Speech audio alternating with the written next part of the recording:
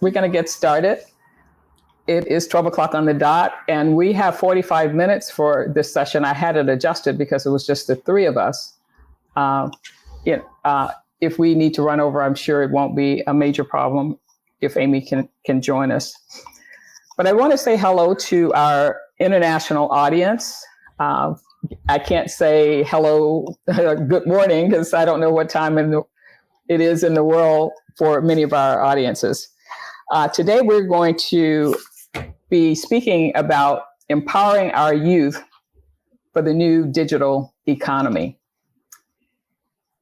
We want to talk about how we amplify our voices and what digital skills do the next generation need now to prepare themselves for the new normal and reaching gender parity. I am Betty Lamar. I'm your moderator today.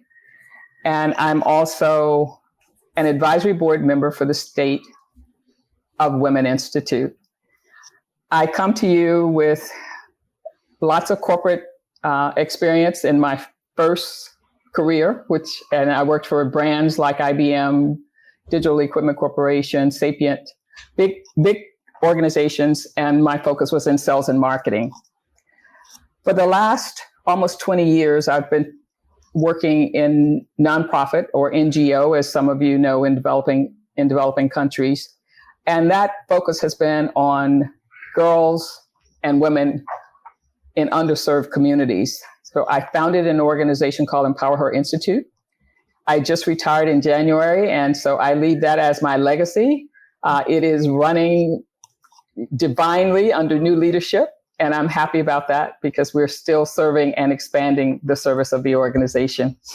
And so everybody wants to know what's next for me, and my what's next is evolving.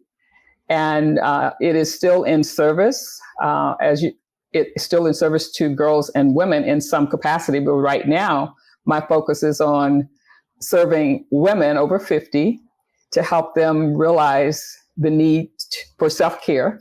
And I'm encouraging self-care through travel. So I'm setting an example myself. It's like, okay, follow me, and make sure that travel is part of your mental health and well-being.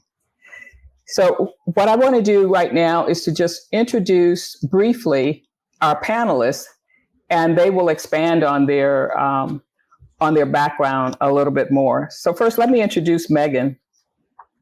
Megan is the daughter of a former U.S. diplomat.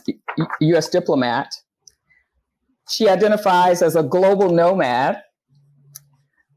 She calls it an adult third culture kid. And with extensive international experience, she has global perspective and demonstrates cross-cultural sensitivity. Megan has worked in areas with youth in Zimbabwe, Africa, on what we call, and I know I've heard it in the corporate environment, code switching to prepare them for successful work and life.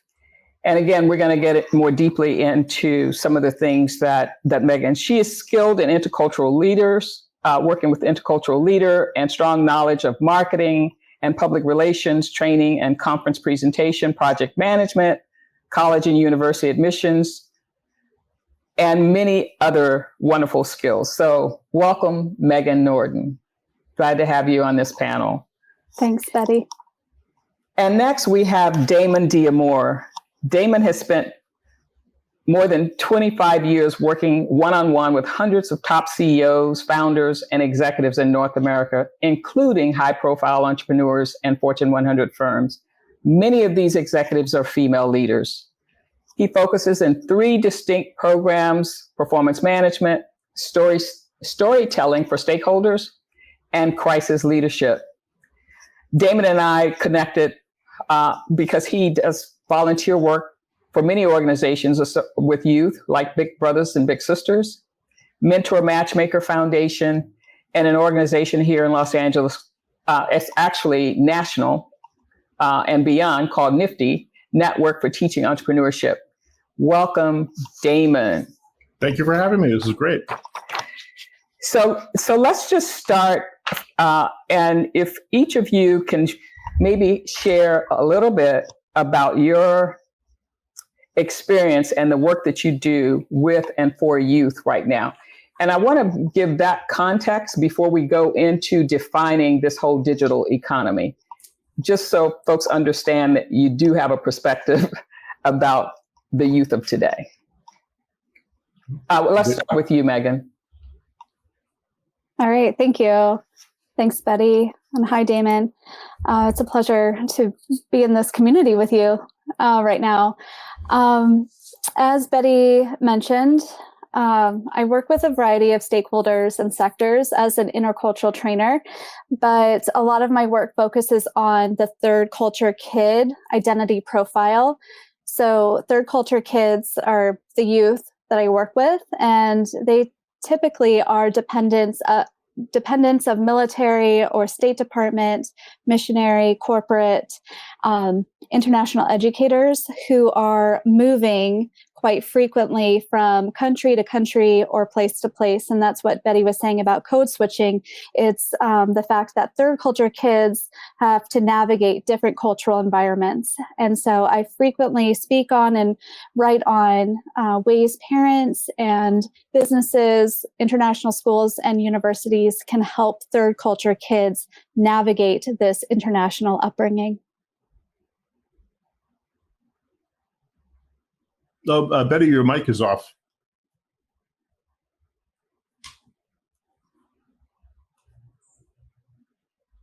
Thank you. Sorry about that. Thank you, Megan. Damon, you want to expand a little bit more? Sure. With regard to working with various groups, the big national ones were mainly before COVID: NIFTY, Junior Achievement, YBA, HOBie, organizations like that. During the lockdown, I actually got connected with a great organization called Reading is Fundamental, which when I was a kid in the 70s, they used to drive around in vans on Saturday mornings with books to lend out to kids in the community. And now it's all virtual. So like I read to a class of fifth graders on the East Coast every Wednesday at 6 a.m. for the whole school year from September through June, and we'd read different books. Also, there's a great organization in LA, I don't know if you're familiar, called Ambition, run by a woman named Nancy, and they help students in high school in at-risk communities find their voice and then be able to tell that story, whether it's to get their first job, to get into a college, admissions, whatever it might be. One of the gals who I mentor through that program just graduated high school yesterday, and she's going all the way to Texas to a great school for a 4-year college.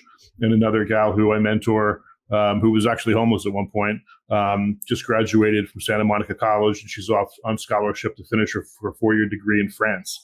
So whenever I'm lacking structured mentorship for youth, I try to find it on my own, through all these various means. And I've been a Big Brother in that program, and also another program outside of Big Brother, but based in LA, that takes kids in the 5th grade class and promises them that if they stick with the program and graduate high school, that regardless if they get into a super expensive school or a cheap school, their college tuition is paid for. So they have a really high rate of kids that get through from 5th grade all the way to 12th because they have somebody helping them, along the way. It's called the I Have a Dream Foundation here in LA. So just, the majority of my clients are female in my work, and the majority of the folks that I mentor are also female. And, since a lot of them are in at-risk communities, also various minorities. That's awesome, Damon. That is absolutely awesome. So I Have a Dream was the organization that you said that took basically kind of shepherded kids from 5th grade through 12th grade and then paid for their college beyond? Yeah, they choose a 5th grade class in a specific school around LA. I see. Yeah, I see. Great. Yeah, that's fabulous.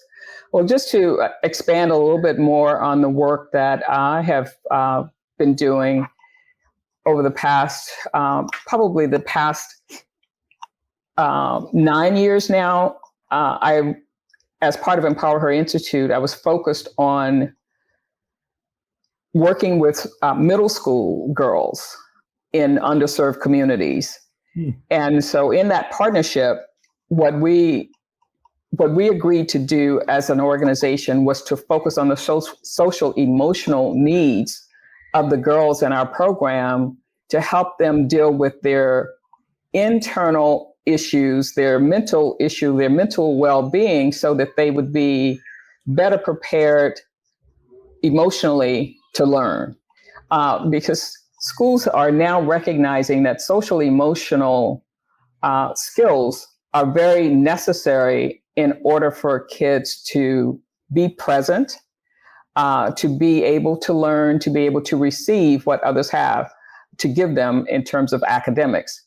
And so it really was a partnership contract between Empower Her Institute and the middle schools to say, okay, you take these girls from 7th grade through 8th grade, and we had them for 2 years, and you spend the time, it actually was a class, just like a health class. It was the Empower Her Girls Academy class. And so girls would come to our class once a week, and they were also assigned mentors who came out to spend time with them once a month in a small group session. And this gave them a few things. One, it gave them a voice, and it gave them the space to express what was going on with them that wasn't necessarily about, I need a tutor, but it was about, I can't study because I have to babysit my younger siblings while my mother takes a second job. And I'm stressed about this. Or it was about, I have so much noise going on in my environment that it's distracting because I'm in a small space, and it's difficult for me to concentrate. So now you get to talk about those things. You don't get to talk about those things in math class. You don't get to talk about those things in English class, but you do get to talk about those things in the Empower Her Girls Academy. And so not that we can change the environment, but what we can do is to help these girls develop coping mechanisms and coping skills. And the other thing is that it's heartwarming and it's encouraging for girls to realize that when they're talking about their situation, some of their friends are going through the same thing. So they're not alone in having to overcome these obstacles. And so we just try to give them the strength and the fortitude to be able to push through and pull on that strength and that resiliency that they have within to be able to do it. So just wanted to share that additional perspective about the work that that Empower Her Institute continues to do. And so many other organizations are coming online and doing similar work, because even when they're talking about STEM, they realize that they can't just go full bore on STEM without recognizing that these kids have environmental things going on that need to be addressed before learning. So let's talk now about what is this digital economy that we are referring to when we say, how do we empower our youth for the new digital economy? Because it has such a broad definition, but I want each of you to kind of give your perspective about what you believe the digital economy is, so that our audience will know from whence we are speaking. So Damon, we're going to start with you. Sure. Well, there's lots of different areas of the economy, whether you're consumers, creators, an employee, an individual. But from a top line, from a 30,000 foot perspective, I think that the trend that we've seen over the last decade has been a lot shorter attention spans for the people that do win the communication war. We used to go from blogs when the internet came out, in the 90s broadly, to videos, to vlogs. Now it's 140 characters on Twitter. We thought that was bad enough, and now it's a meme. Like a meme could start a whole, can engage millions of people. So I call it a narrative first world in this digital economy, in that story always wins. And as we've seen in a lot of news and political events over the last couple of years, it's almost a post-factual world and a narrative-first world. It's not that facts don't matter, but they matter less in the moment, because narrative wins. The people that can control their narrative win the story of the day, and they have more attention. So who is that? What does that mean for individuals? That means that, like I said, whether you're going to get a job, applying for school, integrating into a new group, a new social group, you need to be able to tell a story as to who you are and why you matter, so that people want to engage with you and they understand really clearly, oh, I can put this person in this silo, or not checking a box per se, but that they know where you fit into their digital world. Like, are you an influencer? Are you posting funny stuff? Are you posting serious stuff? Is everything you're talking about philanthropy? So you see people come through your news feed and your email list now, that when you see their name, there's a high probability that this post is going to be about, for example, veteran suicide. I work with a couple of those organizations. If I see somebody post with their name, I know what that is. And the second thing really is that it's becoming a visual medium, the digital economy, but that doesn't mean that writing skills are any less important, because you have to create that content. And I always push with the kids that I work with, learn to write, and specifically learn to write for business, because a lot of times you think you have a good idea in your head and you go to communicate it and you don't understand why people aren't getting it. But if you wrote it down, most likely you would read it and be like, that doesn't make any sense. So if you can't communicate the idea in written form, usually it's not going to translate into a visual form. So that's my 2 cents. Thank you, Damon. So interesting. And we will circle back to some of those ideas, Damon, in just a second. Megan, you want to share your view about what is this digital economy that we need to help prepare the youth for? Yeah, absolutely. And like Damon said, the new digital economy is so multifaceted, and it can be defined in so many different ways, in different levels, like societal, corporate, personal, and beyond that through different lenses. So the way I'm approaching this definition for this context today and for the industries I work with is I see the value of digital natives becoming hyper aware of their role and their potential in digital platforms, specifically social media ones.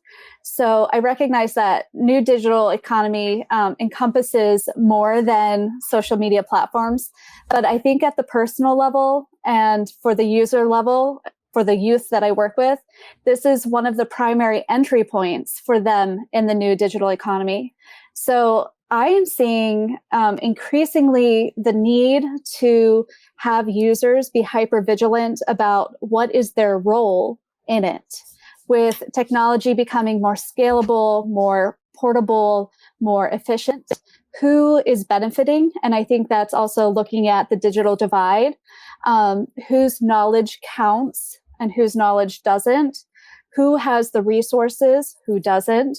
And what are the patterns of production and consumption? And I'm looking at that also between cultures and countries with the youth that I'm working with. So with the new digital economy, we're seeing that equity and access is still an issue. And yet countries, cultures are participating it in really new, relevant ways. And I think we're increasingly seeing new ways to do business, to export, to import, to send money, to receive money. And in the industries I work with, I'm coming, again, from the question of a user level. So I think it's critical for youth to have greater awareness of how they are being impacted by, shaped by, driven by this new digital economy. It's important for them to have greater awareness of their own power and agency in technology usage. For example, I'm seeing new groups on social media and in new technologies who don't have the power necessarily to govern, but they have the power to block, to set an agenda, to empower individuals in different ways. And so at the user level, it's about heightening the self-awareness of how we're being impacted by this new digital economy and how we can harness it successfully at a personal level. Wow. Both perspectives are absolutely powerful. Just as Damon was saying, communication, being able to tell your story to get in college, being able to express what you have overcome as an individual coming from an underserved community, to be present and showing up now to get in college, or even in the 5th grade, to be able to tell your story so that you can be accepted as part of a program that's going to fund you from 5th grade through college. It's about telling your story. And the other interesting thing is that, as you said, Megan, we're talking about digital natives. When you talk about the user, and we can talk about the either or, but they don't know about the or. They only know about the digital framework that they were born into, grew up with. And so when we talk about the, as you were saying, Damon, about written communication, whether they know about the memes, right? They know about not writing proper English, but writing in these codes. And so we really do have the opportunity to begin to help them understand that there's a bigger world beyond operating in just that way. I had the opportunity to, and Megan, I also, your comment about the knowledge of their power and their agency. And I have seen that with some of our middle school girls, because they recognize that what can be done with a hashtag, right? I mean, and so we need to start teaching them the power of their voice and their sense of agency, and how that can be leveraged in this digital economy and in this technology world. Now, I listened in on a couple of sessions this morning around space, which expanded my view on this digital economy, because for so long, I have been thinking about how kids use technology to get a job, in a very, probably more of a literal sense, as opposed to it being recognizing that it is like a waterfall. Technology is going to flow everywhere, right? And that whatever they are doing, it's going to be part of the digital economy. So part of what I was listening to this morning that expanded my my worldview, when I think of space, I was thinking of the whole space race and all of the work that people do with NASA. I was really thinking of it in a very narrow kind of way, that was an industry by itself. And, you only had special people that were participating in that economy. And then it dawned on me, and as I listened to the conversations, that is an area, just like technology, just like any other industry, that people with any skill set or any interest, whether that's design, whether you're creative, all of that can be transferred into this whole space industry. So we really have to begin to help our kids recognize that whoever they are, because they're into being authentic these days, they want to be themselves. And we want to help them understand you can be yourself, and you can take that and contribute to the next adventure in space, or to being the next music mogul, or however you want to. But there are no limits on where you can go with it. And so so thank you both for helping our audience to, one, see and understand what we mean when we're talking about this digital economy. So let's just dig a little bit deeper now and talk a little bit more about what we believe are some things that our youth need to do to be prepared for this digital economy. What are some of the skills or some of the directions that you would give from where you sit to the youth? You can give us 2 to 3 things that you think would be useful. Let's start with you, Megan. Betty, I loved your perspective too on the previous question. And I think that's so critical for even the youth that I work with, when they only see one pattern or one potential for a career in their upbringing, and being able to see where can I apply my skills in a completely different sector. So appreciate you sharing that and expanding the worldview. For this question, again, I think the new digital economy is such a multifaceted phenomenon. And so, again, it's more questions than answers about, in this new digital economy, about what is power, what is control, what is privacy. And in my opinion, what's missing from youth who are entering the new digital economy is that awareness that you were talking about, Betty, of how can you use technology appropriately and effectively. Broadly, I think they need to understand more concretely what their digital footprint is: posting online, ordering online, paying online, banking online, establishing a presence online with a profile, or like what Damon said, with Twitter comments or with a meme, with a website. It generates data that's recorded, and it generates this digital footprint that's held by someone. So at the corporate and governmental level, this is showing that there are pivotal actors who are playing a role in the new digital economy. And so what's important to identify is the actors in this economy. How is trust being formed? How is it being sustained? And values. What values are changing in this world? I think more specifically, again, at the user and personal level, youth need to be aware how to harness it for their success. And this doesn't look like, going outward looking. It's actually inward looking. About every individual first needs to be grounded and steeped in their personal values, connected to their emotions, and realize how is technology or how are other actors and influences impacting my emotions, and how do I deal with it? And then also having a sense of belonging that's not in the virtual world, having a sense of belonging that's in the real world, quote unquote. So fundamentally heightening personal awareness about the usage, and knowing, again, going back to that agency and power, that in the new digital economy, anyone can set up a website. Anybody could set up a commerce site on Etsy or on Amazon. And so there is a lot of potential that youth have in the new digital economy. Awesome. Thank you, Megan.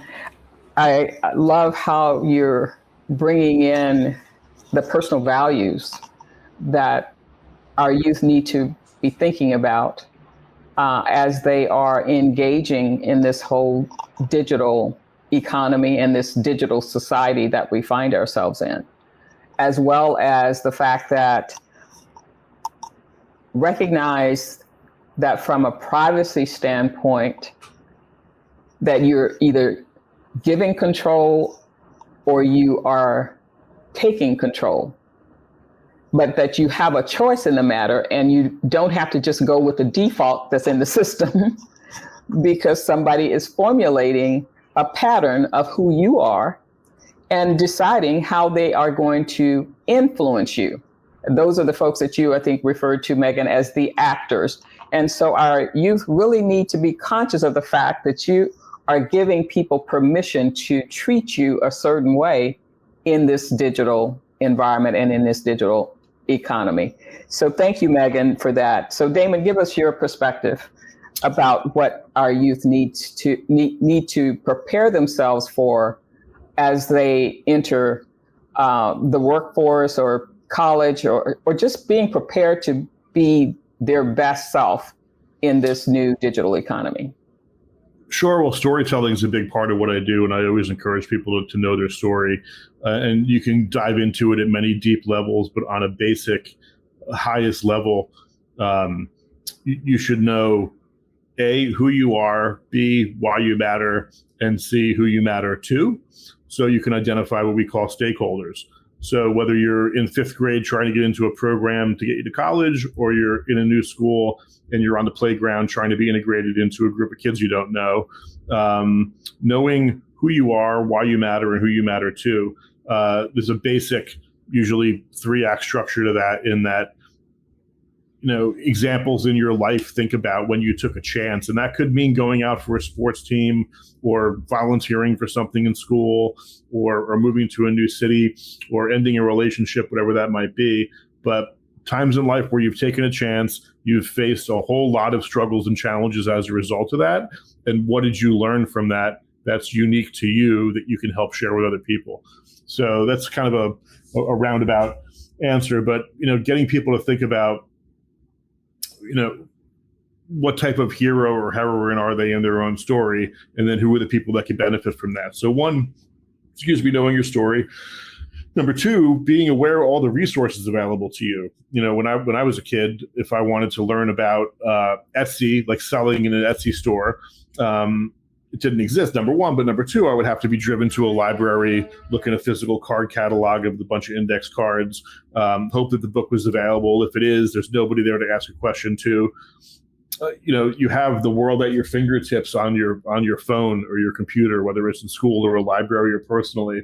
And there are a world of experts out there who are more than happy to lend their ears to you. And that being said, you could also promote yourself in a certain way where nobody needs to know your situation, whether you're at risk or underprivileged or underserved. If you can communicate well, all people know is that you're an identity online that has this opinion. So, that's a way to gain advocacy. And the third thing would be find a mentor. And that doesn't have to be a mentor in selling things on Etsy per se. It could be a mentor that's done anything in business successfully or failed at it, so that you learn from that. But finding somebody in your ecosystem that you can either in person or virtually lean on for advice, in the sense that they're not a stakeholder in your success. There's no monetary benefit for them if you do well or if you fail. They're there helping you because they want to help you. And the way that you engage somebody to give time, resources, love, knowledge is by convincing them that you're worthy of it, by telling them your story. I'm Damon. This is what I've been through. This is why I'm asking you these questions and would like some of your time. And this is why you could benefit from having a relationship with me. And that's the most basic thing, whether you're trying to find a mate in life or trying to find a mentor or interviewing for a job. So those 3 things combined, I think, give you a solid foundation. If you know who you are, why you matter, you can communicate it, and you can convince somebody to be your advocate and actually engage on your behalf. Exponentially, you'll do better than the other people that are aiming for the same goals you are, but without those 3 capabilities.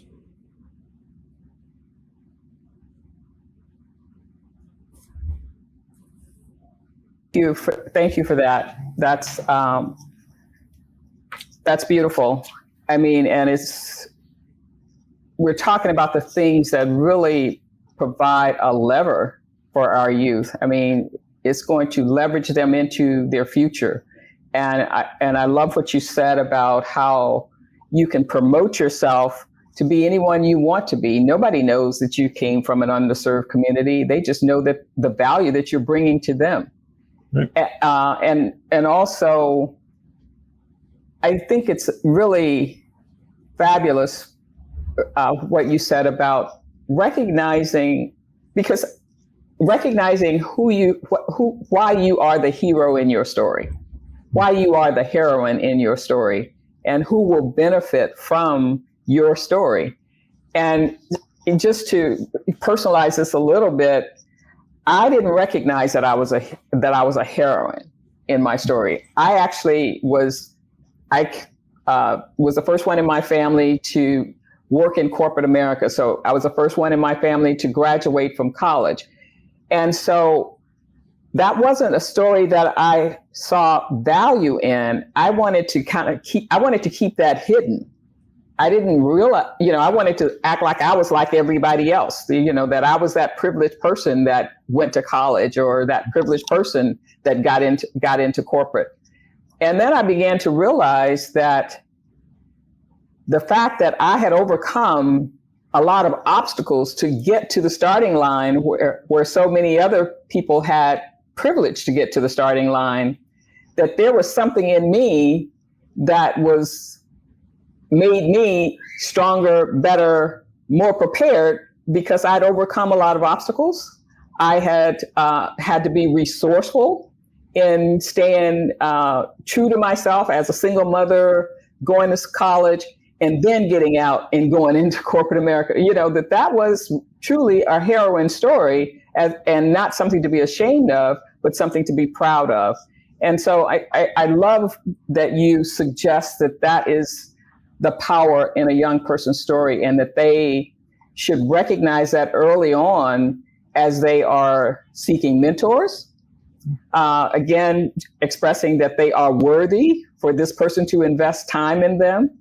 And therefore, it's going to give them the advantage of having someone who can guide them in a direction that they want to go, that they would not have had they not spoken up, asked for help, and basically got somebody to invest in them. They're investing their time and their energy in helping them to achieve their goals. But look, you always hope that in your life good things happen, but you can always count on the bad things. Bad things are going to happen, right? Yeah. So who do you think people want to engage with? Somebody who's had nothing bad ever happen to them, handed on a silver platter? Because things are going to go wrong. Do they want that person next to them? Or do they want somebody who's overcome a ton of obstacles? So I always tell these people I work with, that instead of thinking, like, a lot of them adopt a victim attitude at some point, but it's like, hey, you need to own your story and wrap your arms around it, because it's empowering. Like people remember, oh my God, I met this woman. She was a single mom and got a job, graduated college, got a job for IBM, as opposed to somebody who just woke up because their dad worked at IBM and walked into a job. Like nobody wants to work with that person. Nobody's going to trust that person. I have a female client who, she's older now. She's almost 70, but she wanted to get an MBA in 1980. And her whole family, even her mother, said, no man's going to want to marry a female MBA. That's a masculine thing to do. You shouldn't do that. And she was one of 3 women to graduate from Columbia that year with an MBA. And she built a company and sold it and became a philanthropist and all this stuff. And she was embarrassed by it. She was trying to hide the fact that she was this person. And I said, no, that's what empowers other people to want to rally behind you. And there's so many people that are in the 1.0 version of your life back then that if they see a 2.0 version of you, they know that there's hope that that's actually possible. Yes, yes, absolutely true. I want to let the audience know that if you have questions for any of us, please put it in the chat. We are happy to answer any questions that you have. And we're going to wrap up right at 12:45. But we will continue to engage for the next few minutes. But put your question in the chat box here under our session called Q&A, and we will certainly answer any questions that you have. So let's just begin to kind of wrap this up in terms of any one piece of advice that each of us can give the youth that we're talking to today about how they can better prepare themselves for their future. We'll start with you, Megan. Listening to you and Damon, I'm thinking, keep rethinking my advice. Oh, listen, no, you have some incredible advice. Just go with it. I mean, you are that girl. You have lived around the world. You have helped so many young folks overcome so many obstacles and issues in their lives. So believe me, it's transferable.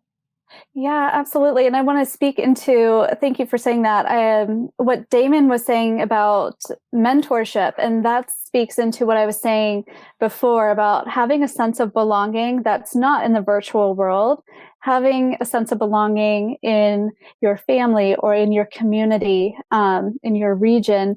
And I think a lot can be miscommunicated or misinterpreted in the virtual world. And so having that skill set to have that face-to-face communication is so key. Having that sense of belonging in person is so key. And then with technology and with the new digital economy, have that freedom to dream, have that freedom to use it as an educational tool about what's possible, what could I do? And again, I would say, look at people who have the 2.0 versions of themselves and ask, how did you get it? How did you go after it? There's a lot of new ways for quote unquote success in the new digital economy. And so having that definition for yourself is really key. Thank you. Thank you, Megan. Damon? Yeah, and to go back to something Megan said earlier, I'm big on value systems and value statements and mapping them out, personal and professional. I do it with all my clients, all my students, all the people I mentor. Authenticity, you mentioned before, it is the key. You know, there was this trend for shorter and shorter and shorter and shorter content. And then you get people like Joe Rogan or Jordan Peterson that do these 3.5 hour YouTube videos that 6 million people watch because they're authentic at what they're saying. So, authenticity is key going forward, growing up in this world, to be successful personally, professionally, et cetera. Knowing your value systems and just knowing them isn't enough. You have to live your values. Don't tell me what your values are. Don't hashtag them or put them on a t-shirt or whatever. I should be able to look at somebody and say, wow, they live by a code, which is rarer and rarer in this world. And I understand what that is because, believe it or not, other people will pick up on it and they will be stronger for it and they will want to engage and advocate for you and with you. One of my clients, a really high profile CEO of a very high profile company, was invited to a pre-event VIP room thing with maybe like 8 other super alpha people.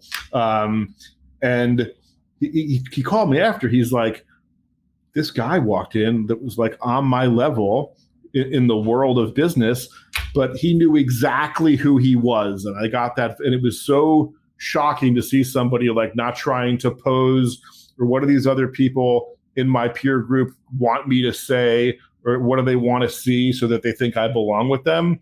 This person was on their own program and knew their values, knew their identity, wasn't embarrassed about it, wasn't ashamed of it, and lived that. And the best compliment you could ever get going in your life, I think, is when somebody says to you, wow, you're so authentic, you know who you are in this crazy world. And that empowers you to be anything that you want, do anything that you do. Because if you know who you are, you know your faults, you know your positive traits, you know your limits. You know, there's this great quote by Kafka or Camus that said, always go past your limits because that's where you'll find the truth. Like everybody breaks down, but you need to find that limit so that you know what yours is. And then you craft your value statement around what you know you're capable of. So live your values. It doesn't matter what your subheading says on your LinkedIn. Just, people that meet you should be able to say, wow, that's somebody who really values transparency, equity, compassion, empathy, like whatever, empowerment, whatever that thing is. So yeah, it's a roundabout answer of just saying, know your values and live them. No, not roundabout at all, Damon. Thank you for that. I mean, that's a strong message for folks, to live your values. Don't just say them.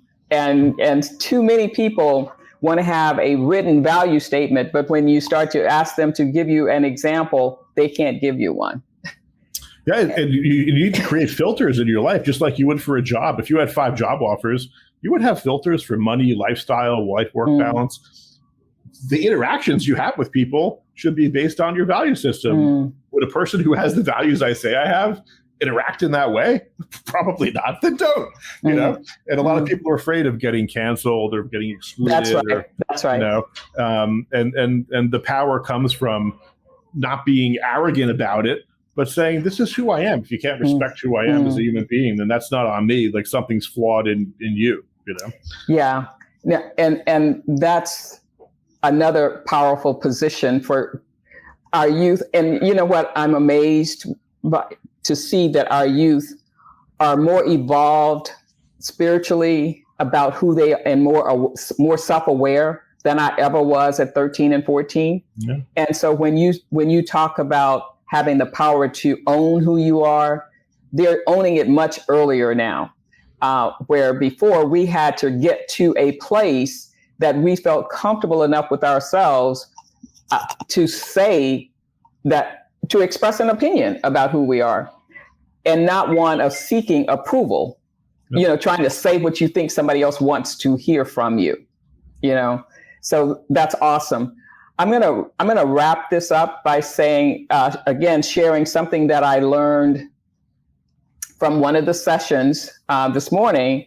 And again, the thing that I'm gonna say as a message, always be learning. Yeah. I'm 72 years old. I'm still learning. Okay. And so I want to encourage our youth and anyone else to always be learning. And so one of the things that I learned this morning is this whole thing about gaming. Gaming is a whole big thing. And I know as a mature adult who's not a digital native, I don't think of gaming as really anything positive. I think of it as consuming too much time of our youth in front of a screen.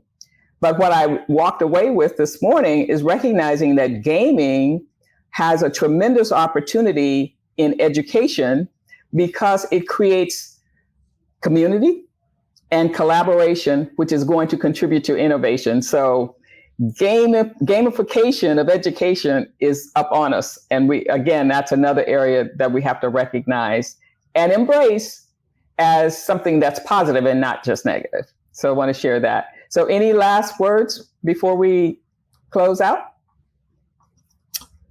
Be a good person. Everything will work itself out if you work hard, if you're honest, if you be a good person. It sounds so Gen X-y or whatever, but it's true. Like if you work hard every day, you go to bed every night saying, I was the best student, the best boyfriend, the best husband, the best son, daughter, worker, whatever that I could have been today, you're fine. That's freedom, Awesome. Anything from you, Megan, and we're gonna wrap. No, I just see the need for both of you to be my mentors. You're so fabulous. You're so fabulous. Well, it has been a joy to spend the time with you, Damon, you, Megan. Both of you are just incredible human beings that are contributing greatly to the next generation and to the current generation. So I appreciate you and thank you for joining me on this panel. Thank you. Hopefully I meet you in LA before I go. I know. Yeah. He's literally a mile away from me. Amazing. All right. Just take care. Bye. Okay. Bye for now. Bye. Thanks.